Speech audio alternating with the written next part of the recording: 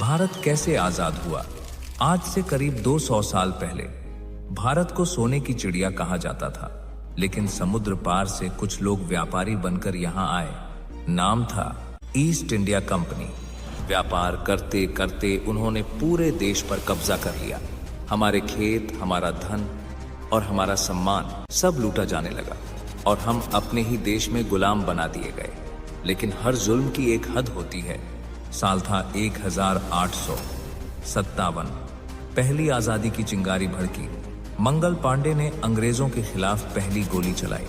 झांसी की रानी तलवार लेकर मैदान में कूद पड़ी। मैं अपनी झांसी नहीं दूंगी, ये सिर्फ शब्द नहीं, आग थी। पूरा देश युद्ध भूमि बन गया। क्रांति हार गई, लेकिन डर अंग्रेजों के दिल में बैठ गया। फिर आया एक दुबला पतला आदमी, हाथ में लाठी लेकर। नाम मोहनदास करमचंद गांधी। उसने कहा, हम लड़ेंगे, लेकिन बिना हथियार। दांडी मार्च ने अंग्रेजी हुकूमत को हिला दिया। लाखों लोग गांधी जी के साथ चल पड़े। लाठियां चली, गोलियां चली, लेकिन लोग रुके नहीं। लोग ना कि आरएसटीज, जेलें भर गईं, लेकिन हौसले और मजबूत हो गए। इसी दौर में पैदा हुए कुछ ऐसे नाम जो अमर हो गए। भगत सिंह, सुखदेव और राजगुरु। हंसते हंसते फांसी के फंदे को चूम लिया। चंद्रशेखर आजाद ने कहा, आजाद था, आजाद हूं और आजाद ही रहूंगा। और आखिरी गोली खुद को मारकर अमर हो गया। नेताजी सुभाष चंद्र बोस ने ललकारा, तुम मुझे खून दो, मैं तुम्हें आजादी दूंगा। आजाद हिंद फौज ने अंग्रेजों की नींद उड़ा दी। साल था 1942। गांधी जी ने कहा, अंग्रेजों, भारत छोड़ो। पूरा देश एक साथ सड़कों पर उतर आया।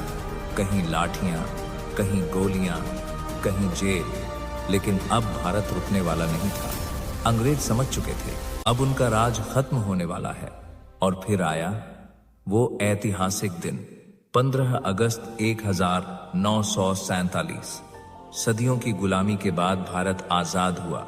लाल किले पर तिरंगा लहराया गया। हर आंख में आंसू थे और हर दिल में गर्व। लेकिन ये आजादी लाखों कुर्बानियों के बाद मिली थी। किसी ने अपनी जवानी दी, किसी ने अपना परिवार, किसी ने अपनी पूरी जिंदगी। तब जाकर हमें ये खुली हवा नसीब हुई। ये आजादी मुफ्त में नहीं मिली है मेरे दोस्त, ये खून से लिखी गई है। आज सवाल ये नहीं कि हम आजाद हैं, सवाल ये है, क्या हम इस आजादी की कद्र करते हैं?